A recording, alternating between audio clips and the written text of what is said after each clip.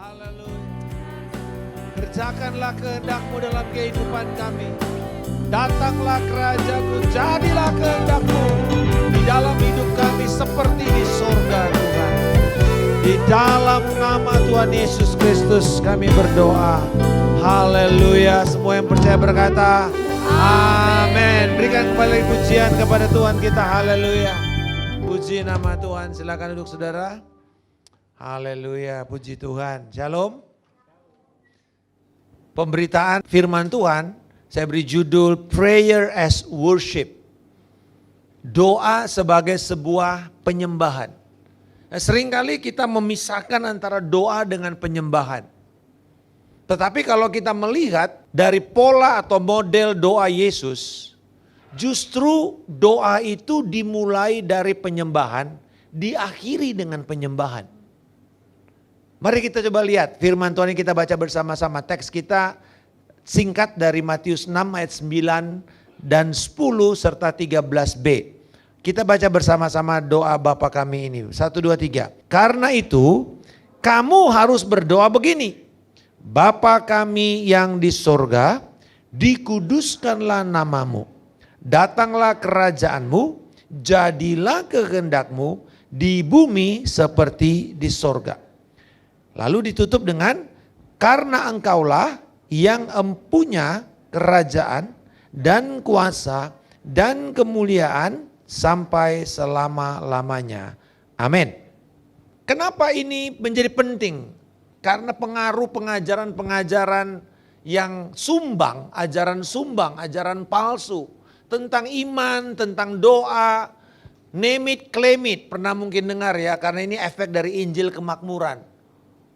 Lewat mobil mewah, klaim dalam nama Yesus, mobil ini milik saya. Kan itu kan gawat tuh, ini milik orang lain kok saudara klaim milik saudara sendiri. Itu namanya saudara ngerampok. Tetapi itu saudara pernah tahu, pernah dengar ya, name it, claim it. Akhirnya kita lihat Tuhan itu seperti jin yang kita suruh-suruh dia. Tuhan kamu lakukan ini, Tuhan berkati saya begini, Tuhan sediakan saya rumah, sediakan saya begini, sediakan saya uang. Akhirnya siapa yang jadi Tuhan? Kenapa itu bisa terjadi? Karena kita nggak ngerti akan pola doa yang sebenarnya yang Yesus ajarkan. Doa diawali dan berakhir dengan fokus hanya kepada Allah dan untuk kemuliaan Allah saja. Amin. Bermula dari Allah. Tidak yang lain. Jadi fokus kita harus Allah. Dan ditutup dengan pujian kepada Allah. Berdoa itu tidak bisa kita lepaskan dari unsur pujian, penyembahan. Tidak harus saudara memiliki kemampuan bernyanyi. Saya percaya saudara mau bernyanyi silahkan. Di dalam doa, saya ingat awal pernikahan saya dengan Ibu Vivi. Kita tuh berantem bukan karena gak ada uang, masalah orang ketiga, bukan karena masalah yang lain. Tahu saudara kita ribut karena apa? Di dalam berdoa. Dalam saat teduh. Kan sama-sama ya mesbah doa kan. Mesbah keluarga. Lah saya biasanya mulai dengan tarik dulu. Wah berapa lagu gitu kan. Tas, gitar, tarik. Sementara Ibu Vivi ini gak terlalu harus nyanyi. Padahal dia seorang penyembah. Dia bisa langsung bicara. Kayaknya kita nih ada kayak tahapan dulu. Dari halaman luar gitu kan. Ya karena saya kebayang dibangun dengan teologi yang dulu itu ada halaman luar. Terus masuk ke ruang kudus. Lalu masuk ke ruang maha kudus. Baru deep worship. Baru doa. Sementara dia ngomong aja. Lalu kita ribut. Karena saya masih ditarik begitu kan. Dia udah mau ngomong. Kapan selesainya nih mau doa ini. Kapan mau doa ini gitu. Sementara dia mesti kerja gitu kan. Atau kalau malam kita mau tarik begini dia udah ngantuk gitu. Jadi kita tuh ribut karena masalah doa. Kenapa? Karena mindset atau cara berpikir kita selalu harus mulai dengan pujian, mulai dengan penyembahan. Itu baik. Tetapi sebenarnya betul dimulai dengan penyembahan. Tetapi kalau saudara misalnya sendirian, haruskah? Nah Yesus mau ajar dengan model doa ini. Bapa kami di sorga. Dia bilang kamu harus berdoa begini. Bukan kita menghafal doa Bapa kami itu, bukan. Tetapi sebenarnya coba lihat, prinsipnya adalah dimulai dari Bapa dan ditutup untuk kemuliaan Allah. Bahkan Yesus katakan di dalam Yohanes 14 ayat 13. Apa juga yang kamu minta dalam namaku, aku akan melakukannya. Supaya Bapa dimuliakan di dalam anak. Kembali lagi, tujuan daripada kita berdoa adalah kemuliaan Bapa, bukan kepentingan kita. John MacArthur mengatakan begini, everything in prayer revolves around who God is and what God wants and how God is to be glorified. Doa kita itu hanya berputar di antara atau sekitar siapa Allah itu. Nah ini bicara teologi, siapa Allah itu bicara teologi. Lalu apa yang Allah inginkan? Apa kehendaknya, apa prioritasnya, apa programnya, apa tujuannya. Dan bagaimana dia dipermuliakan. Sebenarnya itu aja doa kita. Siapa Allah itu? Tadi kita katakan dia Allah yang baik. Itu kan siapa Allah itu? Dia Allah yang baik. Lalu kemudian apa yang ya Allah inginkan? Dia menginginkan kita memiliki relasi, keintiman. Dia menginginkan kita untuk menjadi milik sepenuhnya. Dari kita ini adalah milik sepenuhnya dia. Dia menginginkan untuk kerajaannya datang. Dia menginginkan berita pengampunan dosa diberitakan. Itu adalah keinginan Allah. Dan itu yang harus kita doakan. Lalu kemudian bagaimana Allah dipermuliakan? Kita berseru, Tuhan bagaimana engkau bisa dipermuliakan dalam hidupku? Itulah doa kita sebenarnya. Saya berdoa supaya kita ini benar-benar memiliki satu relasi yang real dengan Tuhan. Tetapi bukan berarti gak sopan. Saking anak-anak muda ini males, kaku dengan gereja yang kaku. Akhirnya satu kali di kebaktian youth tuh, saya lagi diundang khotbah. Lalu kemudian pemimpinnya pakai sendalan. Baktian pakai sendal, pakai jeans gitu ya. Lusuh, belel, buat saya masih oke. Ya namanya anak muda. Tapi pakai sendal, lalu kemudian dia mimpin pujian dan kemudian dia mulai doa begini. Tuhan, gue lagi suntuk nih Tuhan. Ini lagi pujian loh. Lagi penyembahan. Buat saya ini gak sopan. Ini bukan memuliakan Tuhan. That's not God glorified by this kind of attitude. Saya gak masalah dengan orang itu pakaiannya sederhana, nggak ada masalah. Amin. Nggak ada masalah saudara datang sini pakai celana pendek, nggak ada masalah. Betul, nggak ada masalah. Saudara yang bermasalah karena saudara akan kedinginan. Itu aja. Tapi kita akan mengusir saudara, nggak akan mungkin. Siapapun datang dengan apapun keadaan dia, kita terima. Amin. Love and acceptance itu adalah nilai yang kita bangun di dalam jemaat ini. Tetapi kita mesti punya respect yang benar. Nah hari ini saya akan ajarkan kepada saudara bagaimana kita mempermuliakan Tuhan. Bagaimana doa kita itu adalah unsur worship. Nah ada 4 hal yang akan kita lihat mengenai worship ini. Mengenai kebapaan Allah, mengenai prioritas atau keutamaan Allah, mengenai tujuan dan juga kehendaknya. Nah, kita lihat yang pertama kebapaan Allah. The paternity of God. Kebapaan Allah. Dimulai dengan apa? Bapa kami yang di sorga. Statement Bapa kami yang di sorga ini satu ungkapan yang begitu indah. Yang memberikan kepada kita tuh akses. Jalan masuk, keberanian untuk datang secara intim. Kehadirat Tuhan seperti seorang anak laki-laki atau anak perempuan datang mendekat ke pelukan papanya. Itulah yang dikatakan Bapa. Bagi bangsa Israel, mereka kenal gak konsep Bapa? Kenal. Tetapi Bapa yang mereka kenal di konsep perjanjian lama adalah Bapa secara nasional. Jadi Allah Bapa bangsa Israel. Bapa bangsa Israel seperti Bapa Abraham. Itu jadi Bapa yang menurunkan bangsa itu. Seperti kalau kita mengatakan Bapa proklamator. Ya kan? Bapa pendiri republik. Yaitu Soekarno dan Hatta. Itu Bapa proklamator kita. Itu Bapa nasional. Tetapi tidak ada relasi intim dengan itu. Kecuali dengan anak-anak beliau. Nah itu lain. Tetapi ketika Yesus mengajarkan tentang doa, dia mulai bukan dengan Yahweh Sebaot, Allah semesta alam. Tidak. Dia nggak mulai dengan Adonai. Nggak bisa, enggak. Dia mengatakan Bapa kami. Perhatikan baik-baik. Dia nggak bicara tentang individualistik di situ. Worship, it's not something individualistic. Worship, it's corporate.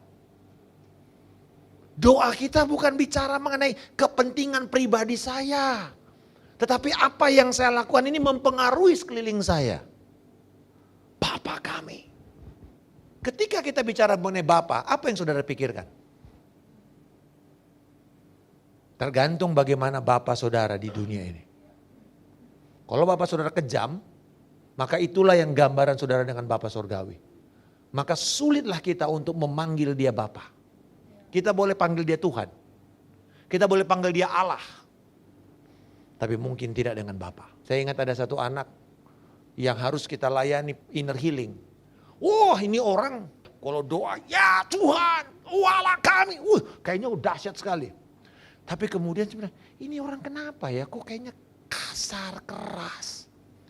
Satu kali kita nyanyi lagu, saudara mungkin pernah kenal. Bapa, Bapa, saudaraku, pada waktu dia nyanyi itu, wah dia guling-guling, dia kerasukan, dia kayak orang yang manifestasi. Dia nggak bisa ngomong itu. Dia ngomong nggak bisa saudara. Terus akhirnya dilayanin. Pada waktu dilayanin, dipeluk, waduh makin berontak dia. Ternyata sederhana, dia nggak ngalamin kasih Bapa. Bapaknya berontak habis-habisan, nggak karu-karuan. Ditolak. Dan dia menjadi orang yang jauh dari orang tuanya. Apa sih konsep Bapa? Karena kalau kita nggak ngerti konsep Bapa ini satu, doa saudara akan berhalangan pasti. Bermasalah aja doa saudara. Bapa itu pertama menggambarkan di sini keintiman. Panggilan Abba itu adalah panggilan sayang. Kayak kita daddy gitu. Papi, amang, apalah pokoknya ya. Yang deket sama kita. Itu panggilan intim. Jadi Abba yang Yesus ajarkan itu tentang pertama keintiman. Yang kedua penerimaan. Yang ketiga Bapa itu membuat kita tuh sadar bahwa kita tidak perlu takut. Jangan lihat Allah itu kayak komandan drill surgeon yang mengajar orang yang teriak-teriak. Ya, kalau orang dari sipil masuk ke tentara itu di bootcamp itu drill surgeonnya itu wah lebih ngeri saudara. Orang kadang bilang lebih takut orang sama pelatih daripada sama setan. Itu masuk di dalam semua orang-orang yang ikut basic militer. Rasanya instruktur itu lebih ngeri. Lihat mukanya kita aduh itu kayaknya udah trauma di sini. Kenapa? Mereka dengan cara menekan untuk membentuk dan mengubah mental kita. Bagus sih sebenarnya. Tapi Bapak nggak kayak gitu. Jadi pertama Bapak itu bicara keintiman. Yang kedua Bapak itu bicara mengenai kedekatan. Roma 8 ayat 15 dikatakan, sebab kamu tidak menerima roh perbudakan yang membuat kamu menjadi takut lagi. Tetapi kamu telah menerima roh yang menjadikan kamu anak Allah. Oleh roh itu, ya saudara lihat oleh Roh Kudus yang melahirbarukan kita, kita berseru apa? Ya Abba, ya Bapa. Abba. Kita tidak lagi punya ketakutan. Nah yang ketiga, Bapa itu berbicara mengenai kebaikan. Ingat ketika Yesus mengajarkan mengenai doa, Bapamu yang di dunia ini yang jahat, tahu memberi yang baik. Apalagi Bapamu yang di surga. Dia akan memberikan kepadamu Roh Kudus. Bapak itu siap sebenarnya, yang masalahnya kita. Yang perlu dipersiapkan hati kita. Anugerah Allah perlu melimpah dalam hidup kita supaya kita siap menerima kasih karunia itu. Kalau enggak kita akan sia-siakan, kita buang, kita anggap remeh, kita hidup berdosa seenaknya. Karena kita tidak menghargai kasih karunia yang Bapa sediakan. Kedekatan, keintiman, tidak lagi harus takut. Lalu kemudian mengingat bahwa Bapa itu adalah Bapa yang baik.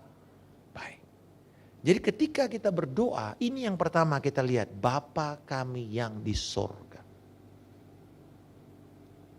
Bapa kita semua. Amin. Yang kedua, kita bicara keutamaan Allah. God's priority. Tadi God's paternity, yang kedua God's priority. Dikuduskanlah namamu. Apa maksudnya dikuduskanlah namamu? Kata kudus artinya dipisahkan. Kodesh. Itu artinya dipisahkan, set apart untuk melakukan sebuah karya mulia.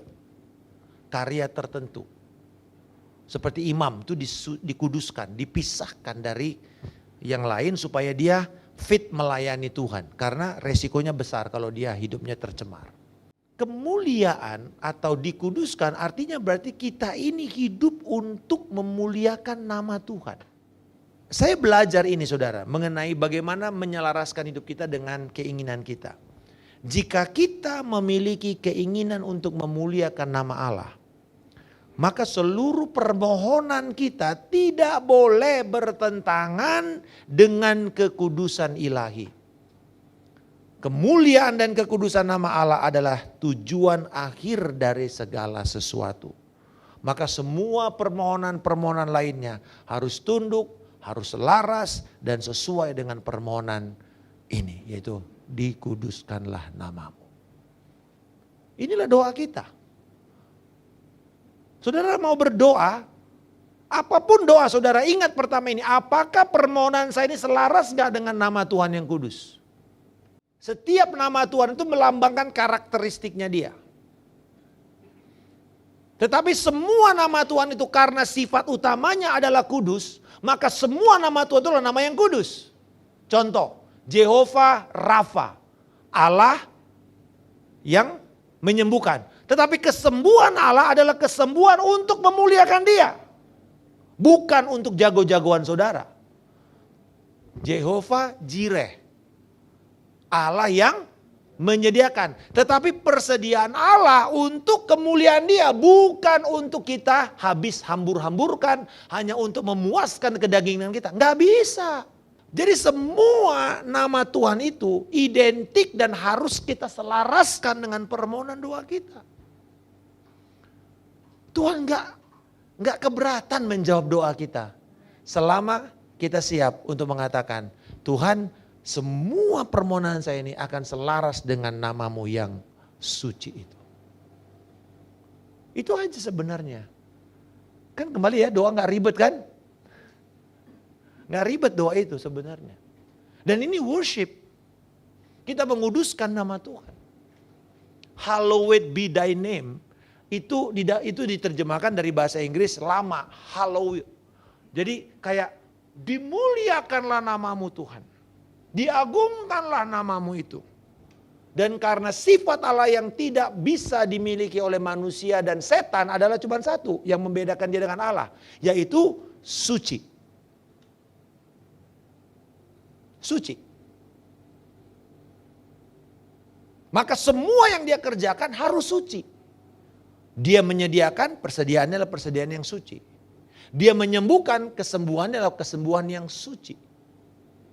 Dia menggembalakan dengan kesucian, dengan ketulusan, dengan kemurnian. Firman-Nya adalah firman yang suci. Ketika kita minta kepada Tuhan, dikuduskan namamu, semua permohonan kita, saring dulu. Jadi penyaring utamanya gampang. Apakah ini menguduskan nama Tuhan atau tidak? Sebelum saudara minta sama Tuhan, pikir-pikir dulu. Gitu caranya saudara menyelaraskan permohonan saudara dengan kekudusan Tuhan. Apakah ini akan menguduskan nama Tuhan? Pertanyaannya, bagaimana nama Tuhan dikuduskan, Pak? Nama Tuhan dikuduskan ketika hidup dan doktrin, keyakinan iman saya mencerminkan kebenaran firman. Hidup saya sesuai dengan firman, doktrin keyakinan saya harus sesuai dengan firman. Itulah cara saudara menguduskan nama Tuhan. Contoh, bagaimana saudara mengatur keuangan saudara? Apakah landasannya firman? Bagaimana saudara mendidik anak saudara? Apakah karena melihat orang lain? Atau mendidik gaya trending yang sekarang lagi keren? Mungkin di sekolah diajarkan oleh psikolog anak atau apa saja. Atau saudara memutuskan untuk mengatakan saya mau mendidik anak saya seturut dengan firman. Bahwa ini adalah keyakinan iman saya dan saya turunkan kepada anak saya. Itu caranya. Bagaimana saudara conduct yourself, mengatur tubuh saudara. Mengelola hidup saudara, mengelola emosimu. Mengelola kesehatan mentalmu. Membangun karirmu. Apakah landasannya firman? Itu sebabnya saudara jangan kaget kan kalau saudara ketemu sama Ibu Vivi, saya selalu tanya, apa firman yang kamu pegang? Apa dasarmu berdoa? Ketika orang datang sama saya minta konseling, tanya apakah ini kehendak Tuhan, saya tanya, apa yang Tuhan dapat, yang Tuhan berikan sama kamu lewat firman-Nya? Kamu udah dapat belum firman-Nya? Kalau cuma yakin-yakin saja, pulang lagi, berdoa lagi, pastikan. Jadi hidup saya dan keyakinan, pikiran dan hati saya, doktrin saya harus selaras dengan kebenaran firman. Itu caranya saudara menguduskan nama Tuhan. Nah yang ketiga, dari yang pertama, ke Allah, kebapaan dari Allah. Yang kedua, prioritas. Pengudusan nama Tuhan. Nah yang ketiga tujuan Allah, datanglah kerajaanmu. Kerajaan, bukan agendamu, tapi kerajaan Allah. Di dalam Talmud Yahudi, dia katakan begini, doa yang tidak menyinggung kerajaan Allah bukan doa sama sekali. Waduh, berarti banyak doa kita nih nggak sesuai dengan kehendak Allah. Lah bukan berdoa kita walaupun kita namanya pertemuan doa. Lah doanya nggak pernah bicara mengenai kerajaan Allah. Bicara tentang kerajaan kita, bicara tentang bisnis kita, bicara tentang mungkin hewan piaraan kita, bicara tentang properti kita. Mana kerajaan Allahnya? Maka saudara sebenarnya sedang menghabiskan, menyia-nyiakan waktu saudara dan tidak berdoa. Karena doamu bukanlah doa yang diinginkan Tuhan. Datanglah kerajaanmu. Apa itu kerajaan? Kata kerajaan, kingdom, berarti king's domain. Domain, kalau kita di internet kan ada kata domain. Anda punya wilayah, domain. Wilayah pengaruhmu, itu kan domain. Wilayah pengaruh. Jadi ketika seorang raja mengatakan, inilah wilayah pengaruh saya. Makanya beda kerajaan dengan demokrasi. Kalau kerajaan, siapa yang bertanggung jawab untuk kesejahteraan rakyatnya? Raja. Ada satu kali guyon antara orang Inggris sama orang Amerika. Kenapa orang Amerika susah? Kenapa kamu susah-susah mau merdeka?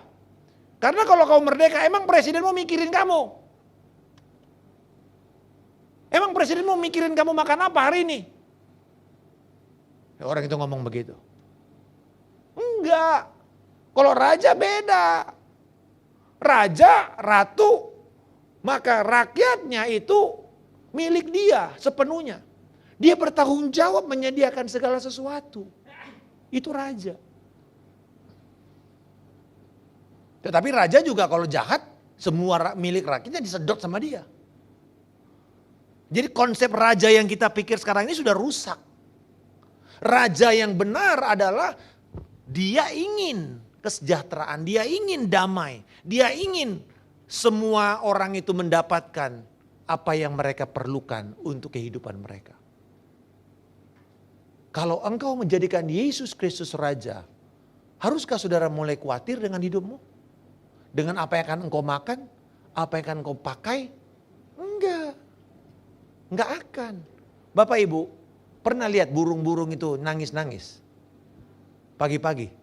Saya ingat ini soalnya waktu saya COVID. Ketakutan, gak tahu mau makan apa, karena gak ada kerjaan. Semua pelayanan berhenti. Lalu saya sakit. 1,5 bulan saya di kamar. Gak ada jendela kan di apartemen. Waktu saya masih tinggal di apartemen. Adanya cuma jendela kecil untuk udara masuk. Tetapi karena apartemen saya itu langsung ke ruang kosong. Pagi-pagi saya lagi stres. bangun pagi nggak tahu mau ngapain. Tiba-tiba saya memilih untuk tidak baca. Saya puasa baca WA karena semakin stres saya kalau baca WA. Pada waktu itu ya bulan Maret tahun 2020 itu nggak jelas apa-apa semuanya. Jadi saya memilih untuk tidak. Saya udah doa, udah apa. Tiba-tiba saya lihat burung itu cip cip cip cip cip cip cip cip. Lalu saya lihat dia terbang. Seneng banget rasanya dia. Inginlah aku seperti burung. Lalu kita dengan wahai kau burung dalam sangkar. Nah matanglah kita, ini kayak kita burung dalam sangkar nih. Jadi dia kayaknya enak banget dia terbang. Terus saya pikir-pikir, dia gak punya rumah. Dia gak punya investasi. Dia gak punya BPJS. Kok dia bisa tiap hari nyanyi-nyanyi? Menurut saudara, apakah burung itu pasti dapat makan? Iya. Dan Roh Kudus mengajarkan bagian Matius pasal yang ke-6 itu. Di situ saya baca firman lalu Roh Kudus mengatakan begini. Coba kamu perhatikan baik-baik. Burung itu senang, dia tidak khawatir. Tetapi dia tetap harus pergi untuk cari makan. Kalau dia diem juga gak akan ada cacing jatuh dari langit. Gak ada. Karena itu periodenya sudah selesai. Mana itu kan? Turun dari langit itu selesai itu saudara. Yang saudara perlu lakukan adalah keluar dari rumahmu, ambil motormu, buka aplikasimu, lalu muter. Nanti pasti ping, nah masuklah itu orderan. Itu buka aplikasimu, ping masuk. Ketika engkau sudah open PO, nah masuklah itu orderan untuk dimasak. Artinya open yourself, keluar dari rumahmu. Jalan. Do something. Dan Tuhan pasti akan sediakan. Amin. Itu prioritas Bapa. Kerajaan Allah itu artinya King's Domain. Wilayah Tuhan. Dan apakah hidup kita ini wilayah Tuhan? Ya. Apakah tempat di mana kita tinggal ini adalah wilayah Tuhan? Kita berdoa. Setiap tempat yang kau injak akan menjadi milik pusakamu. Tapi kita pakai ayat itu berbeda kan? Gua injak lu rumah orang kaya ini. Siapa tahu nanti lama-lama jadi rumah saya. Bukan begitu penafsirannya. Tetapi kita mengatakan Tuhan, keberadaan saya ini akan membawa hadirat Tuhan, damai sejahtera Tuhan, sukacita Tuhan di tempat ini. Itu artinya King's Domain. Pemerintahan Allah, wilayah kuasa Allah ada di sini. Dan yang terakhir, kehendak Allah. Jadilah kehendakmu di bumi seperti di surga. Ini adalah misinya Tuhan. Allah kita adalah Allah yang bermisi. Dan semua misi kita harus sesuai dengan apa yang Allah inginkan. Kita meminta sungguh-sungguh, Tuhan, apa yang kau kerjakan ini, bukan cuma itu, tapi kehendakmu itulah yang akan terlaksana. Bukan kehendak kami, bukan agenda kami. Kembali lagi, we sign in. Nah ini istilah yang selalu kita akan dengar, selalu kita akan lihat kalau kita berdialog dengan internet, dengan semua aplikasi. Selalu dibilang sign in. The moment saudara sign in, apa yang terjadi? Saudara mendapatkan fasilitas yang ditawarkan oleh aplikasi itu kan? Daripada saudara cuma pinggir-pinggir doang gitu kan, lihat-lihat doang, nggak sign up. Maka saudara nggak dapat, saudara punya limitasi di dalam fasilitas yang ada. Tapi the moment saudara sign in, berarti saudara mendaftar kan? Bapak Ibu, ketika kita mengatakan datanglah kerajaanmu, jadilah kehendakmu. Saudara sudah men-sign in, saudara mendaftarkan diri saudara kepada kehendak Allah itu. Dan itu mengatakan begini, Tuhan, kalau nggak ada yang ketemu Tuhan, saya ajalah yang dipakai Tuhan. Saudara merelakan diri untuk dipakai Tuhan. Dulu ada lagu Pantai Kosta itu ya. Kerja buat Tuhan selalu manis, walau sonder gaji selalu manis. Saya kerja buat Tuhan sungguh-sungguh senang. Lalu begini, membuang diri ke ladang Tuhan. Waduh repot nih membuang diri. Buang ke laut apa kemana ini? Kayaknya rasanya maksudnya I throw myself to the kingdom's agenda.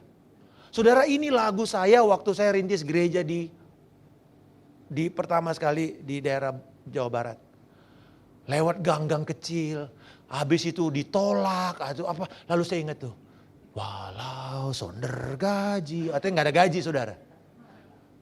Datang dari persembahan saja. Tapi selalu manis. Dan saya bilang, ini gue wasting my time atau saya membuang diri ini? Bapak Ibu, itu lagu memang sebenarnya kita kepikir lagunya lucu juga nih lagu ya gitu. Kadang-kadang kita guyon-guyon sama lagu ini. Tapi the moment saya pikirkan lagi, am I signing? Am I sign in? Apakah saya mendaftar apa enggak sebenarnya? Atau saya cuma lihat-lihat? Lirik-lirik dari luar saja. Oh rasanya bagus nih kerajaan Allah ini. Coba ya aku melayani Tuhan kayak gitu. Atau saudara mengatakan, Tuhan jadilah kehendak-Mu dalam hidup saya. Aku mau mendaftarkan diri untuk kerajaan-Mu. Dan saya tutup dengan ini. Penutup doa ini adalah sebuah ungkapan tradisional yang kemudian masuk di dalam pengakuan atau doa Bapa kami.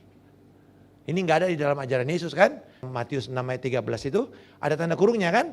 Karena itu adalah tradisi yang gereja percaya ini adalah penutup yang menutup semua doa Bapa kami. Mari kita baca sama-sama. Karena Engkaulah yang punya kerajaan dan kuasa dan kemuliaan sampai selama-lamanya. Amin. Apa artinya ini saudara? Doa sebagai penyembahan diakhiri dengan ketergantungan yang lebih besar kepada Tuhan. Lalu kemudian kita mengambil bagian dalam kerajaannya untuk melakukan kehendak Tuhan bagi kemuliaan. Itu yang namanya doa penyembahan. Satu ketergantungan, datanglah kerajaan-Mu sebab Engkaulah yang punya kerajaan. Jadi kita mengatakan Tuhan Engkaulah yang punya kerajaan, itu bukan kami. Kami hanya bekerja membangun kerajaan Allah. Lalu kemudian kita mengatakan Engkau juga yang punya kuasa. Engkau juga yang punya kemuliaan. Dan apa yang kami lakukan? Kami hanya ingin membuang diri. Masuk di dalam rencana-Mu. Untuk Engkau pakai melakukan kehendak-Mu. Amin saudara. Boleh kita bangkit berdiri kita.